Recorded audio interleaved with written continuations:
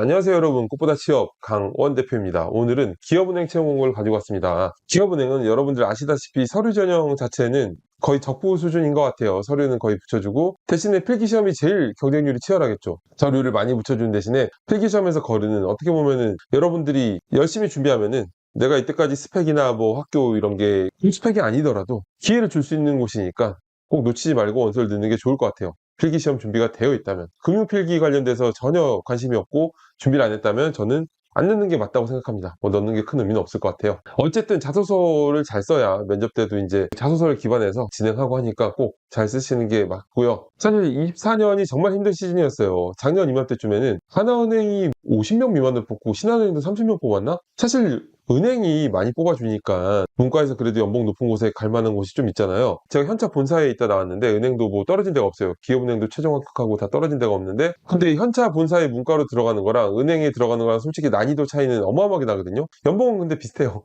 연봉은 비슷하다. 그래서 뭐 각자 추구하는 가치관에 따라서 생각하시면 좋을 것 같고요. 어쨌든 24년이 굉장히 힘들었던 이유와 그 대응 방안은 제가 위에 영상 링크 드리니까 꼭 보시면 좋을 것 같고요. 여러분들이 상담에 오시면 직무 설정, 방향성 설정, 그리고 내 스펙으로 어느 정도 기억할 수 있는지, 내 자소 상태 지금 얼마나 형편없는지 그런 것 제가 다 체크해드리고 여러분들이 취업에 대한 궁금증이 하나도 안 느게끔 해드릴 테니까 꼭 오시면 좋을 것 같고요. 제가 쓴 자소서만 보셔도 와, 이게 자소서구나 하고 깜짝 놀라실 거예요. 여러분들의 구독과 좋아요가 저한테 큰 힘이 되니까 구독, 좋아요 꼭 부탁드리겠습니다. 저도 이제 여기에 면접 보러 계속 갔었죠. 여긴 또 이제 합숙 면접이 있었어서 합숙 면접이 1박이었는데 기업은행에 이제 뭐 댄스 동아리, 뭐 힙합 동아리 이런 동아리 기업은행 재직 선배들이 오셔서 공연도 하시고 되게 인상 깊었던 것 같아요. 와, 여긴 뭐지? 하고 깜짝 놀랐던 것 같은데, 그만큼 문화가 은행들 중에서 제일 덜 보수적이고 제일 이제 그래도 좀 괜찮다라는 생각은 들어요. 근데 연봉이 아무래도 일반 다른 대형 은행보다는 좀 차이가 있죠. 이제 기업은행이 중소기업 금융지원을 위해서 설립된 대한민국 국책은행이에요. 정식 명칭은 중소기업은행이지만 초창기부터 기업은행으로 상호를 내세웠습니다. 07년부터는 IBK라는 이름으로 영업하고 있어요. 이제 한국산업은행이 이어서 두 번째로 설립된 국책은행이에요. 08년에는 우리은행이나 산업은행과 합병하는 메가뱅크가 추진되었으나 민영화 등의 이유로 무산화되었습니다. 메가뱅크, 이게 제가 취업 시즌 때 이제 나왔던 거예요. 그래서 사브프라임 때였는데, 어쨌든 중소기업 금융채권을 발행하고 있는데 산업금융채권처럼 중소기업은행법에 따라서 정부가 원리금 전액을 지급 보증하는 금융채권이에요.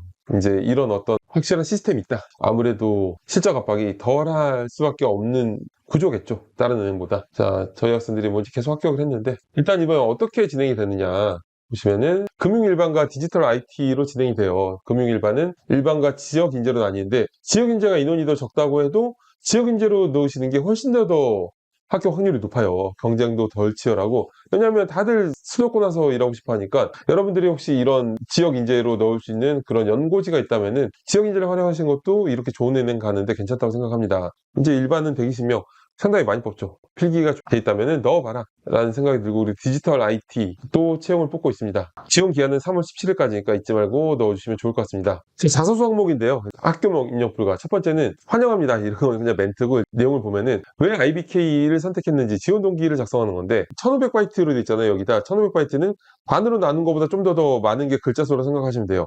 일단은 아마 800자 정도라고 생각하시면 되겠죠. 일단 지원 동기 500자를 작성할 때는 기업 지원 동기 3문장, 그리고 직무 지원 동기를 작성하는 거예요. 그런 식으로 작성하시면 됩니다. 일단은 500자 기준으로 말씀드리면은, 기업 지원 동기는 왜 내가 이 회사에 지원했는지 지원자로서 프라이드를 가질 만한 부분을 진정성 있게 나타내면 돼요. 그리고 직무 지원 동기는 여러분들이 직무에 관심을 가졌을 만한 그런 경험에 기반해서 풀어내시면 되는데, 이렇게 500자인데 지원 동기 작성법은 위에 제가 명확하게 링크를 드리니까 보시면은 완벽하게 이해되실 거예요. 꼭 보시면 다른 회사와 원서 낼 때도 도움이 많이 되실 거고요. 그런데 이제 800자잖아요. 이럴 때는 뭘 하는 거냐면, 업계들마다 해당 업계에 대한 관심도를 중요하게 생각하는 기업들이 있어요. 은행권도 마찬가지예요. 그래서 왜 은행업인지, 왜 금융인지를 두세 문장 정도 적고, 그 다음에 왜 그 중에서도 IBK인지 이런 식으로 지원 동기 500자에 앞에다가 왜 금융권인지, 왜 은행인지를 두세 문장 정도 풀어내면은 글자 수까지 완벽하게 되겠죠. 자, 그리고 두 번째, 본인의 강약점에 대해서 얘기를 하는 건데, 자, 일단은 원래 500자 기준 장단점은 어떤 거에도 포인트를 줘야 될 거예요. 당연히 장점에 포인트를 주는 거예요. 장점이 내가 잘난 걸 더 어필해야 된다, 그런 걸 떠나서 이게 경험이 입증의 문제거든요. 내가 잘났다는 얘기를 할 때 입증할 만한 경험을 넣는 게 맞죠. 그래서 원래 500자 기준일 때 장단점은 장점 관련된 소제목을 적고, 장점이 뭔지 적고,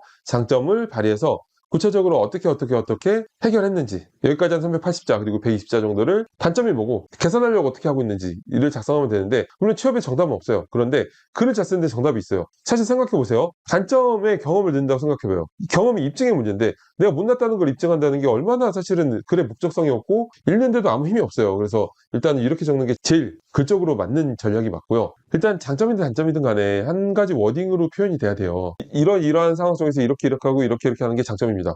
안 들어오겠죠. 직관적으로 안 들어오면 읽지 않는 거예요. 얼마나 읽을 게 많은데. 그래서 직관적으로 추진력이면 추진력, 세심하면 세심함, 뭐 이렇게 명확하게 잡는 게 좋고요. 그리고 장점 관련된 스토리텔링을 쓰는 게 좋아요. 스토리텔링은 상황을 먼저 제시하고 그 다음에 문제점이 명확해야 여러분들이 해결하는 과정을 봐야 될 어떤 흡입력이 생기죠. 영화, 드라마, 웹툰 이런 것도 스토리텔링인데 마찬가지잖아요. 주인공이 어떤 실현에 처했을 때 저걸 어떻게 해결할까라는 궁금증에 끝까지 보게 돼 있죠. 일단은 그렇게 진행하게 돼 있고, 그 다음에 해결하려고 어떻게 했는지, 장점을 어떻게 발휘했는지, 이게 한 전체 스토리의 절반 정도 분량은 구체적으로 들어가 있어야 되고요. 단점은 너무 크리티컬한 걸 쓰기보다는 원래는 좋은 점이 이제 단점이 된 걸 쓰는 게 좋죠. 뭐 지나친 완벽주의 이런 거 많이 하듯이 지나친 열정, 뭐 지나친 경청 이런 걸로 쓰는 게 좋고요. 개선하려고 어떻게 하고 있는지 작성하시면 좋고, IBK 가족이 되기 위해서 구체적인 노력, 준비 과정, 이거는 직접적인 경험에 전문성을 적는 거예요. 자, 일단은 여기 세 번째 항목과 네 번째 항목이 있는데 이거를 명확하게 구분해 볼게요. 자소서 경험 항목에는 두 종류가 있어요. 하나는 직접적인 어떤 직무 경험이나 직무 역량을 표현하는 게 있고, 이 세 번째 항목, 두 번째 항목은 이 스토리텔링, 아까 장점처럼 스토리텔링을 적는 건데,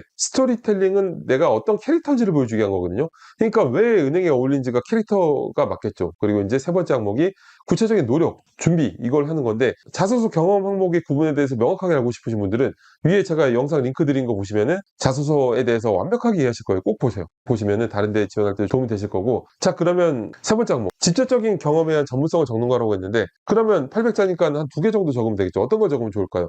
직접적인 경험이 뭐가 있을까요? 당연히 중고 신입이나 인턴 같은 업무 경험, 그리고 관련 프로젝트, 관련 자격증 수료, 교육 수료, 무슨 협상력, 데이터 역량 이런 것들이 있겠죠. 그런데 금융업이니까 금융 관련된 관심도를 쌓기 위해서 노력했던 것하고, 그리고 업무 경험이나 아니면 데이터 역량, 협상력 이런 것들을 타이트하게 풀어내면서 전문성을 어필하면 되겠죠. 자, 그리고 마지막, 은행원이 아닌 다른 어떤 직업을 갖고 싶었는지 궁금합니다. 그리고 왜 그 일에 어울리는 사람이라고 생각했는지 이유와 함께 작성하세요. 자, 일단 이거는 여러분들이 갖고 있는 항목을 어필하면 좋아요. 이유를 스토리로 적어야 되기 때문이죠. 자, 일단 예를 들어서 여러분들이 성장 과정에 끊임없는 도전 이런 걸 작성했다고 하면은 도전하는 어떤 스토리가 있죠. 그러면 내가 갖고 싶었던 직업은 이러한 것입니다. 왜냐하면은 저는 끊임없이 도전하는 과정에서 성찰을 이뤄내는데 그러한 부분이 해당 직업과 닮았다고 생각했기 때문입니다. 관련하여라고 한 다음에 성장 과정을 그대로 넣으면 되죠. 성장 과정 어때요? 이것도 스토리를 넣는 거니까 상황 제시, 문제점, 문제를 해결하려고 어떻게 했는지 이런 식으로 풀어내면 되는 거예요. 자, 오늘 기업은행 채용 공고를 봤는데, 자, 어쨌든 120명, 문과에서 이 정도 연봉 주고 이렇게 많이 뽑는 기업이 어디 있어요? 그렇죠? 은행은 꼭 넣으셔야 되는 거고, 하나은행도 이번 세 자릿수를 뽑더라고요. 작년 3반기에는 50명도 안 뽑았는데, 그렇죠? 이번에 은행을 들어가는 게 기회인 것 같아요. 그래서 꼭 놓치지 말고 필기시험도 준비하셔서 들어가시면 좋을 것 같습니다. 저는 오늘 이걸로 마치겠습니다. 감사합니다.